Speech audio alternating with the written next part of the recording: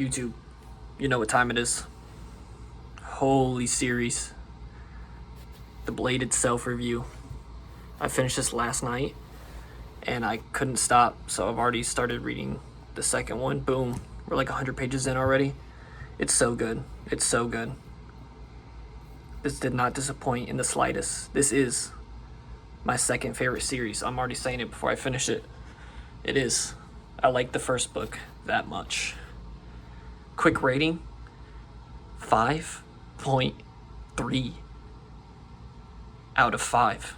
Yes. You know a book's insane when you rate it 6 out of 5, but this is a 5.3. Holy. What else is there to say that hasn't been said already? This is a character-driven book. Now, in the first book, plot happens, right? You're following the days of the characters, right? And what's going on, but it's mainly the interactions that keep you interesting, right? It's the conversation being had within the chapter, and you're following, the three main characters. Boom. Logan Ninefingers, Giselle, and Glokta. And there are other characters, like Pharaoh, and she is sick. She's one of my favorite characters in the book, even though she is not really too much in this book, but she is heavily in this book so far because, she's with the group. But, oh my gosh, bro. So let's get into a review. We're not going to do the whole, chronological thing. Let's get into a review. What do I like? I like the humor in this book. I like the dialogue in this book. I like how Joe Abercrombie does his personalities. They're so good. It's literally every reaction that each character has is perfect within their personality. Of the three main characters you follow, Logan Ninefingers, Giselle, and Glokta, I'm going to rank them. I'm going to rank them right now. Logan Ninefingers is my favorite. Giselle is my second favorite. And Glokta is my third. They're all very close. Very, very close. So I don't think I like Logan so much more than Glokta. But I like Logan just as a whole, right? I like him as a whole. I think he's a very stoic barbarian warrior. He's funny. He's not as funny as Giselle, and that's why I like Giselle, but he's just cool. He's cool. The most feared man in the North, his old group, he was the leader of his old group. He's just cool. What else can I say, He's cool. He drops a banger quote. Better to do with it than live with the fear of it. Banger quote. I'm gonna edit that out.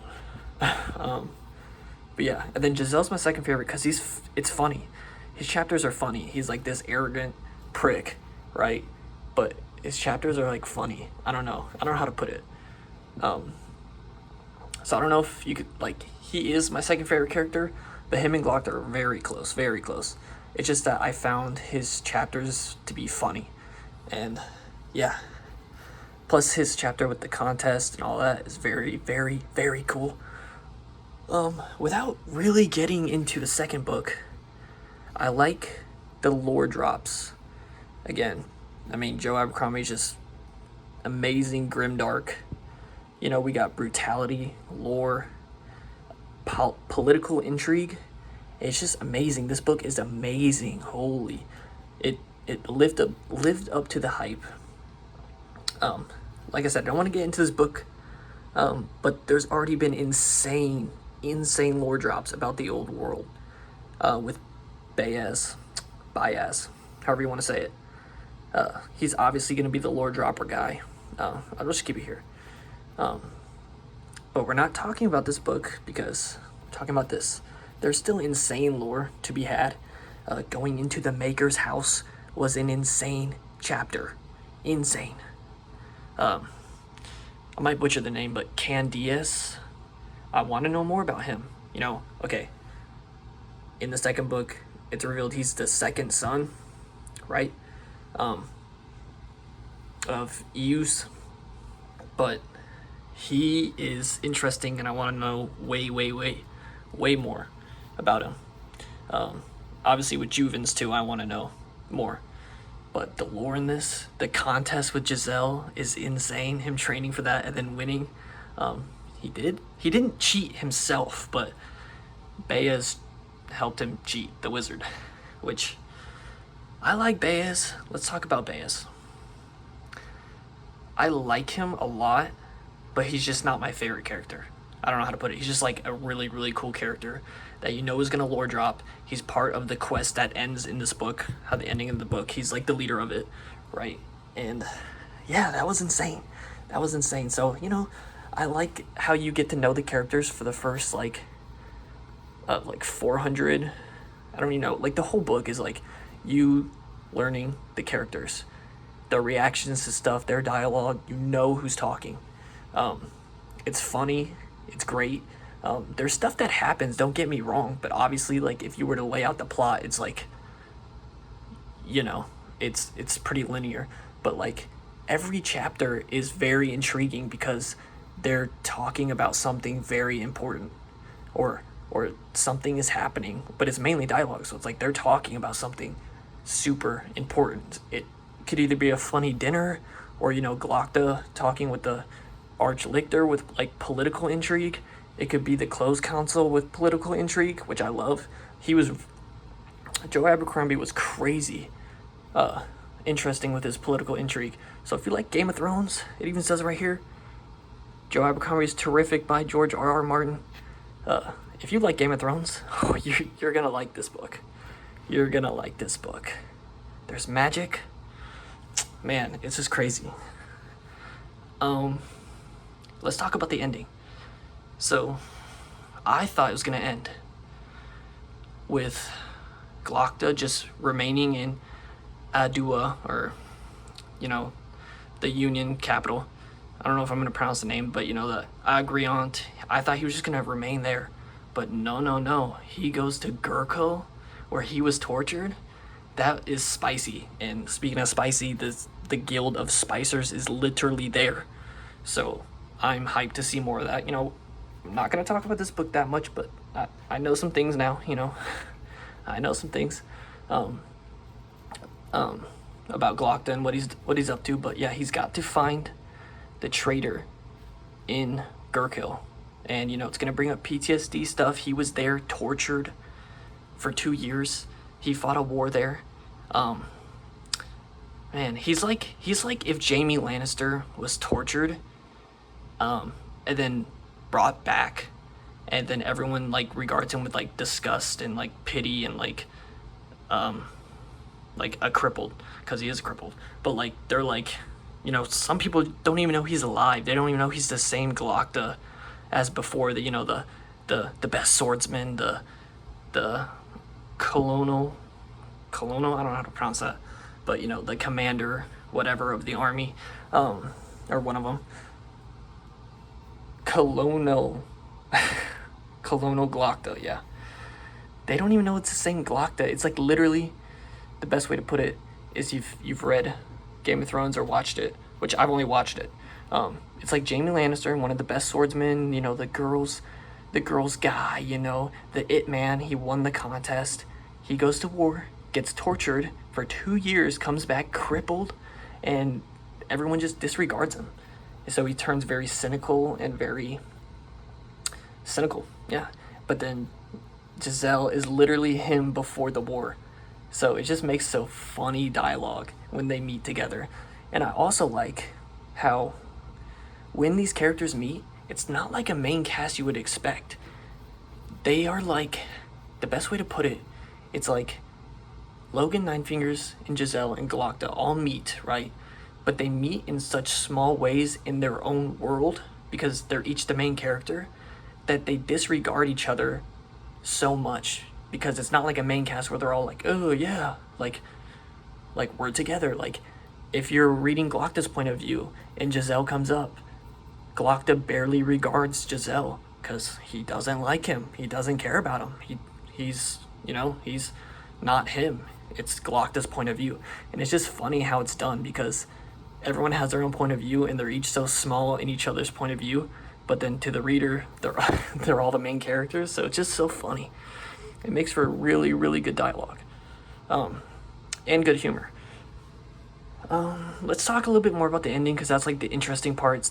This is the first book of the trilogy, so it's like the beginning, right? The whole book is the beginning. So the end is like where it kind of kicks off into what's going on. You know, if I was trying to relate it to Lord of the Rings, it's like the ending of this book is where the quest starts. You know, each characters get their own quest, and then this book is about the quest, which is why it's like I wanted to hop into it right away. I was like, oh my gosh, I need to hop into this book, and it's not disappointing at all.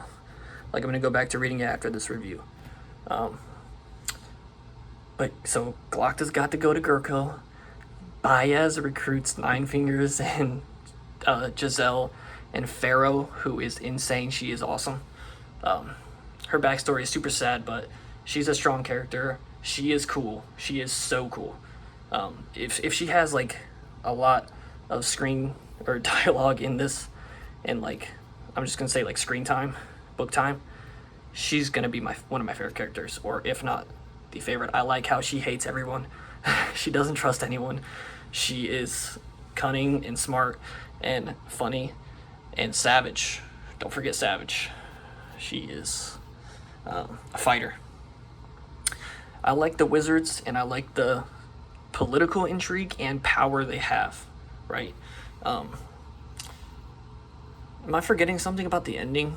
Because it's like Bayaz, Luther, Malachus, Kwai are with them, and Longfoot the Navigator, Pharaoh and all them. They're off to... I don't even know what they're off to do. You know, Bayaz hasn't told us too much, other than Pharaoh is coming along for her vengeance.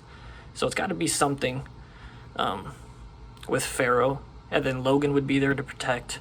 I don't know why he chose Giselle to come. I don't know why. But it makes for a good story.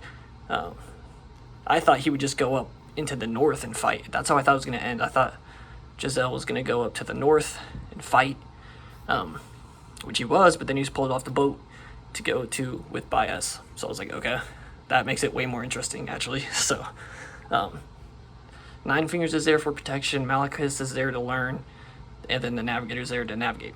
Longfoot. So yeah, we'll see where Glokta, what he does, if he finds the traitor, and we will see what quest they got.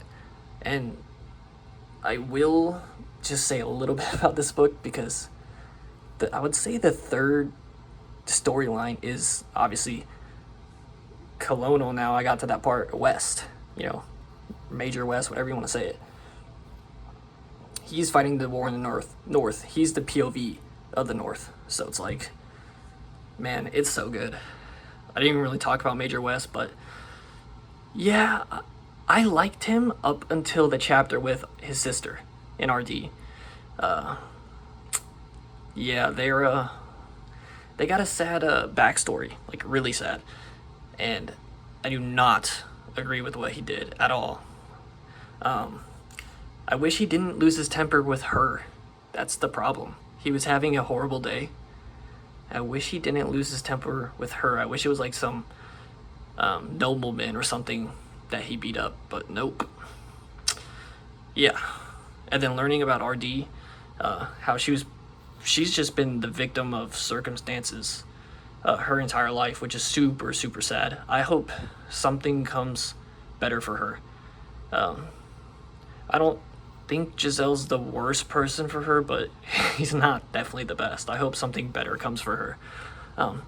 And I am curious, because there's been no chapters of her in this book. I'm curious of what she's doing. All alone. No Giselle, no West. What is she doing in the Agriant? What is she up to? Let's get to my quote before I forget. And that's pretty much the end of the review. 5.3, amazing book. Amazing, right?